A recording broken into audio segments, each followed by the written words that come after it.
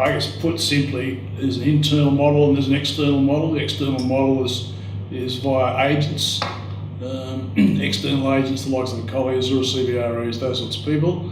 Or the internal model obviously is to do it within the in-house within the corporation that owns and controls the assets. And so Cromwell's chosen to do it internally. Initially, when they first started, it was an external model, but they found that to be able to communicate better with the tenants and have long-term relationships with those tenants, it was far better to have an in-house model. And as that has grown, so it's proven to be so, and also it's a great benefit in terms of staff to have a long-term career within an in-house model rather than external in-agency. Agency agreements are typically short-term, they're 2, 3, 4 years long. The focus is on the account, as they would call it, and fee income only, and not therefore on the assets and how to derive the optimum income out of those assets.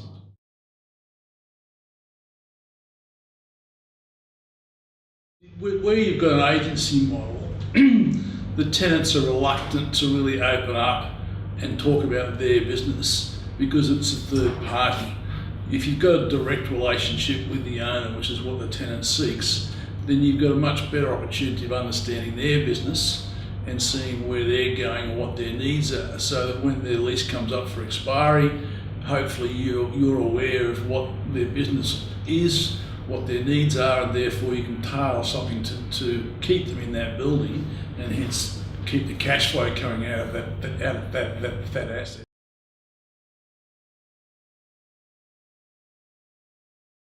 On the ground in most of our buildings we have facilities managers, and so they're seeing the tenants every day, making sure that from an operational point of view that the building's ticking over properly each day. So they're there to satisfy needs or to fix air conditioning problems, or if there's something goes wrong within a tenancy, then they're there on the spot. Then you've got the property manager who doesn't talk to the tenants on a daily basis, but certainly usually on a weekly or fortnightly, they'll be talking to all of our tenants, and they're the ones that we look to try and establish the relationship that I referred to earlier. So that's one of trust and getting to understand, in particular, our great focus is knowing what the tenant's business is and therefore knowing what their needs are. So they're the two primary levels. And then at a higher level where we've got larger tenants and or national tenants, we have a national leasing director whose focus is on establishing and maintaining the relationships with some of our larger people, like the government, like Leighton's, like Origin, who are significant tenants within our portfolio.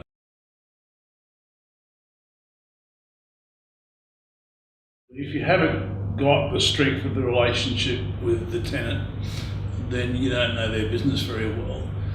The downside of that is when their lease comes up and they leave the building, then you're left with a hole. And like anything, getting a customer back is far more expensive than holding on to a customer.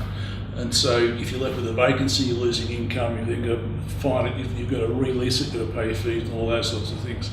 And so that's one of the downsides of the agency situation, not having a good relationship.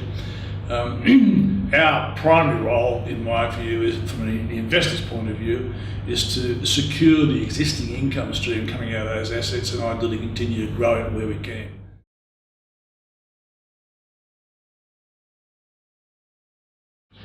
In the ACT, in one of our assets, we had Sun Microsystems as a tenant for quite a long time, and their lease was coming up, and almost at the same time, they were being taken over by Oracle Systems. Oracle were also located in a separate building in Canberra. We have built a good relationship with Sun, both on the ground at that tenancy, but also on a national level. And when the merger came between Sun and Oracle, we then did a lot of work on seeing where their occupancy was in the other building in Canberra, what their future needs would be, and as a consequence of our relationship with Sun, we're able to actually pull them out of the other building and renew a lease in more space in their existing asset in Canberra, where originally they were looking at relocating out of our building into the existing Oracle premises. So there's a direct consequence of us having a good relationship and our team on the ground thinking strategically about how we could try and maintain that tenant and not lose it in what was at the time a very difficult market in Canberra. We managed to one, keep them, and two, grow them. So I think that's probably not a bad example.